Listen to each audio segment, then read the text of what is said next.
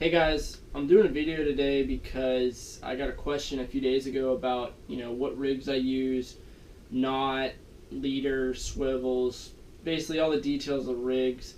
And it was going to be a pretty lengthy reply, so I basically opted to do a video instead. And it'll be a good reference in the future as well for any other questions that people might have that they can come back to and watch this video. One quick thing is it's probably going to be a pretty lengthy video, so I'm going to put some little times over here on the side, or over here on this side actually, to skip to if you just want to see about the hooks or leader or swivels, or basically at the end of the video I'm going to go through the rig. I'm going to tie a rig up, and if you want to skip to see that specifically, you can do that. So all the times are over here right now, so just go down and click what time you want to go to see that part. Otherwise, you can watch the whole video. Up to you. So anyway, let's get into it. So the rig that I use all the time, my favorite rig probably, if I had to pick one, would be the fish finder rig or Carolina rig, but basically consists of a swivel, plastic bead. Well, no, this ain't a swivel. This is a sinker, like an egg sinker, pyramid sinker, some type of sinker, plastic bead, swivel, a length of leader, and then a hook. I use circle hooks, so that's what I got tied on here. We'll get to that in the hook section. So basically what you're going to need to tie a fish finder rig, which is a pretty simple rig, so you're not going to need that much. So first off, you're going to need a sinker. So the sinker is going to be varying sizes, and that's one of the things too about fish finder rig, is you can change the size of the sinker for current, depth, any kind of thing that you're doing, and you can use different types. But I use egg sinkers. This is like an 1.5 ounce egg sinker. I use it a lot on my medium size inshore rods. And then so that's egg sinker. Next up, you're going to need a bead. Now I just get like a plain red plastic bead. And one main thing about the beads, so you can buy the beads at your sporting goods store and stuff like that, around like the rig or terminal tackle section and stuff like that. However, it's more expensive because they only sell you like 50 pieces or something like that. And so I go to a craft store like Michael's, Joann's, and stuff like that, and they sell like bulk beads for making necklaces and jewelry and stuff like that.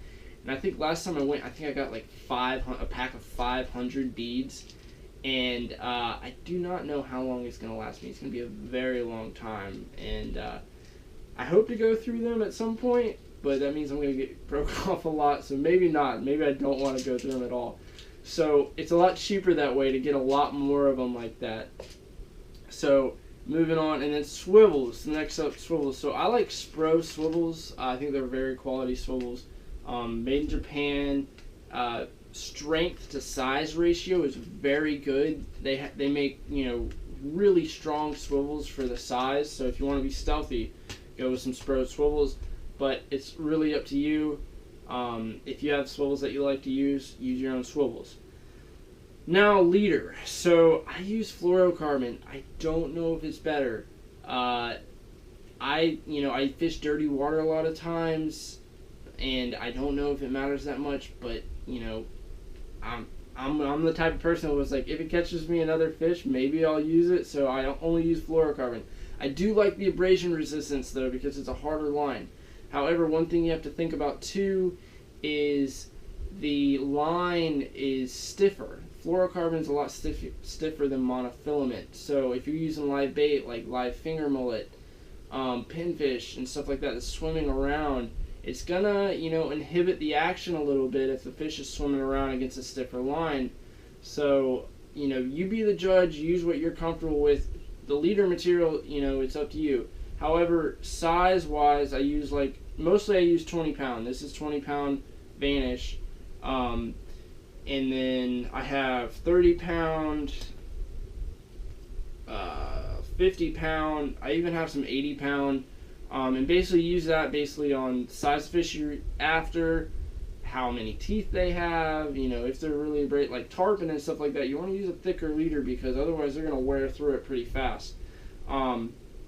So that's what I use, mostly 20 pound. And one thing too about this 20 pound leader, so this is a 250 yard spool. This is like, people are buying this to put on their bait casters and stuff for bass fishing.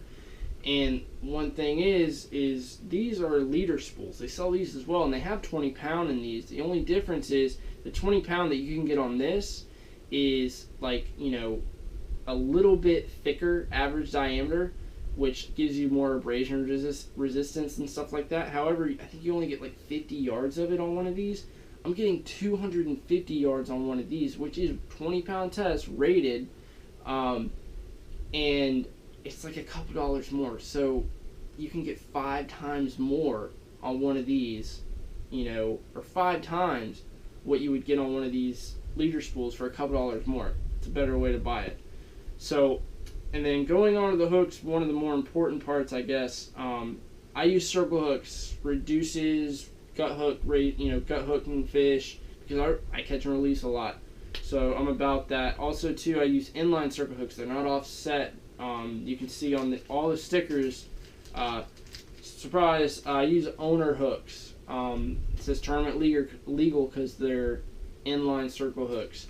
And basically I have a variety. So right here I have size 2, size 1, and 1/0. Size hooks, I use the size hooks for how big the bait is. If you wanted to get one size, 1/0 will get you through just about any inshore fishing for slot size redfish, spotted sea trout, flounder, mangrove snapper, a lot of different sheep's head, a lot of different species. And I use 1/0 mostly. But if you want to get in more details, match the size hook to the bait. So if you're using finger mullet and stuff like that, use a smaller hook. You're using 8-inch mullet, hog leg mullet, use a bigger hook. And shrimp and everything else, you match the size of the bait to the size of the hook. And then that's about it. I'll basically go into the, so next I'm going to go into the knot that I tie. So I use like the tri-lane knot, clench knot, or something like that. Like 2 variations of it, and that's like the knot I use mostly, unless I'm tying a loop knot, but that's another story altogether. So let's get into that, and I'll show you on a bigger scale, and then we'll go to tying the rig. Alright guys, this is a quick explanation of my favorite knot to tie, which is tri-lane, clench knot, or whatever I already said earlier. But basically I'm going to show you on a bigger scale, and then I'll show you again later when I'm tying the rig. So imagine this is the hook eye or swivel or whatever else lure that you're tying it to. So you're going to take this, and here's your line. This is just the basic one. So you pass it through one time like this, then you go down and you just add turns. So more turns for the smaller the line. So this is obviously very thick line, so I did about 4 or 5 twists there, and then you pass it. You can see that earlier. You pass it through right here, and then you cinch it down. And there you go. So that'll get you through just about anything. However, using braid and stuff like that, I use a different variation, and I'll show you that in here in a second. However, this will work for, you know, thicker leaders and stuff like that, because it's not going to slip. Smaller, smoother lines, you're going to have to do the next knot that I'm going to show you right here. So the next knot, which I guess you can call it a double loop or improved tri-lane, improved clinch, or something like that. Basically you do same thing, however you go through again to make a loop like this, like that, and then you do your twist. So 1, 2, 3, 4, pass it through both the whole loop you made, and then you cinch it down like that,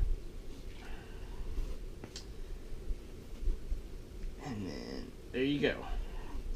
And now this is good for tying the braided line because it's not going to slip, or smaller like smooth casting lines and stuff like that. This is a better line for that. I use it for braid. braid and smaller lines. But there you go, there's the improved tri-linear clinch knot. So I guess we'll move on to the rig now. Alright guys, so I got everything right here that I need to make my fish finder rig. I got my sinker, my plastic bead, my swivel, my length of leader, and my hook, and also my main line to tie it to. So also on the length of the leader, because I didn't address it earlier, you basically want to have, you know, I usually use between, I don't know, 18 to 24 inches or something like that. Basically you want to use the length of leader to, I guess, in clearer water you want to use a longer leader, or around spooky fish you want to use a longer leader. But for, you know, my purposes I usually use between 18 and 24 inches. So basically you're going to take the egg sinker and put it on your main line like that. Then you're going to, it's going to try to roll away. You're going to take your plastic bead. This is to, plastic bead basically protects your knot from the egg sinker, because it will fray your line a little bit. Then you're going to take swivel, and on this knot I'm going to tie an improved clinch or tri-line knot, which does the double loop because this is braid, and it will slip if I just do a regular tri-line knot. Don't ask me how I know that. So do, you know, basically the more twists for the smaller the line. So this is 20-pound braid, so it's like 6-pound diameter. So I did about, I don't know, like 7 or 8 twists on that. Basically, and you test it, you tighten it down, it's cinched down and it's tight, and then, so that's it. That's the 1/2 of the rig basically. And then you're going to take the leader, and the leader, just from trial and error, I know that I can tie it with just a regular tri-line knot. And some people might say, well, why don't you just tie the improved, you know, knot for everything? Well, yeah, I could do that, and I've done it before. However, that extra step of looping it back through again adds just a little bit more time. One thing too, you want to either put spit or water down right here when you cinch it down, because fluorocarbon and especially is so hard. When you go to cinch it down, that actual cinching will fray the line itself.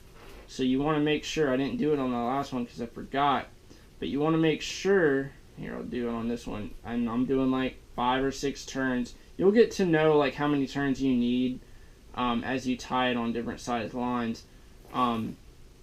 So I'll put some spit on it like that, and then cinch it down, and it slides a lot easier. And you can also use your finger like that to help it slide down, basically to get it cinched. Test it, it's tight. So then you're gonna trim your tag ends like that, make it all look pretty. And then last one. There you go. So there you go. There's your fish finder rig. You're ready to go. Catch just about anything. Alright guys, well I hope you liked that rig tutorial and stuff like that, and all the details that I tried to give as much as I could. However, I didn't want to make the video too long, which I feel like I already made it too long, but who knows. If you like the video, let me know. And if you have any other questions about other rigs that I use, let me know, and I'll try to make a video of those.